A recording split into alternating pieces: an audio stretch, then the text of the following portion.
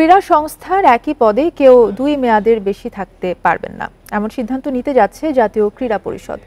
ফেডারেশনগুলোর আর্থিক স্বচ্ছতা নিশ্চিত করতে হবে, প্রতি বছর আর্থিক প্রতিবেদন জমা দিতে হবে সরকারের কাছে, এমনটা জানিয়েছেন যুব ক্রীড়া উপদেষ্টা আসিফ মাহমুদ। শুক্রবার ছুটির দিন এনএসসি ভবনের সামনে একদল সমর্থকের বিক্ষোভ। বিভিন্ন ফেডারেশন প্রতিনিধির সঙ্গে মত বিনিময় সভা ছিল যুব ও ক্রীড়া উপদেষ্টার, যেখানে প্রবেশের পথে অপ্রীতিকর পরিস্থিতির মুখোমুখি হন তিনি। প্রতি ফেডারেশন থেকে 4 জনকে আমন্ত্রণ জানানো হয়েছিল সভায়, সেই নির্দেশনা মানেনি বেশিরভাগ ফেডারেশন। তালিকার বাইরেও ছিলেন অনেকে। ঘণ্টা দেড়েকের সভায় ক্রীড়াঙ্গনের সার্বিক উন্নয়নের মতামতের প্রকাশের চেয়ে কথা বলেছেন ব্যক্তি অর্জন ও অপ্রাপ্তি নিয়ে। তৈরি হয় বিশৃঙ্খলা, যা দেখে হতাশ উপদেষ্টা। আমি অত্যন্ত দুঃখের সাথে লক্ষ্য করলাম যে এখানে ক্রীড়া সংগঠক, কোচ, সাবেক খেলোয়াড়, আপনাদের মধ্যেও সেই শৃঙ্খলার যথেষ্ট অভাব রয়েছে। অল্প সময়ে ক্রীড়াঙ্গনের অনেক অসঙ্গতি চোখে পড়েছে ক্রীড়া উপদেষ্টার, সমাধানে পদক্ষেপ নেওয়ার কথা জানিয়েছেন।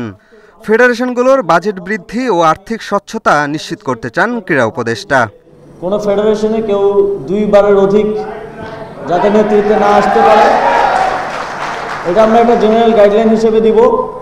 যদি কোনো ফেডারেশনে এমনও লোক আছেন যারা আসলে সেই ফেডারেশনকে সহযোগিতা করতে চান, 2 বারের অধিকও থাকতে চান, তারা অন্য কোনো ক্যাপাসিটিতে অথবা অন্য কোনো পদে থেকে, অন্য কোনো দায়িত্বে থেকে সেই ক্রীড়াকে সহযোগিতা করে যাবেন। সরকারের এমন উদ্যোগকে সাধুবাদ জানিয়েছেন ক্রীড়া সংশ্লিষ্টরা, তবে আরও কার্যকর সভার তাগিদ তাদের। অনেকে কথা বলতে পারেনি, যেমন আমরা হকি নিয়ে কোনো আলোচনা করতেও পারিনি। 5টা 4টা 2টা ডিসিপ্লিন করে ডেকে ডেকে কথা বলুক। এইভাবে যদি 45টা ডেকে এনে কথা বলে, তাহলে আমরা নিজের ন্যায্য দাবিটা এখানে চাইতে আসতে পারবো না।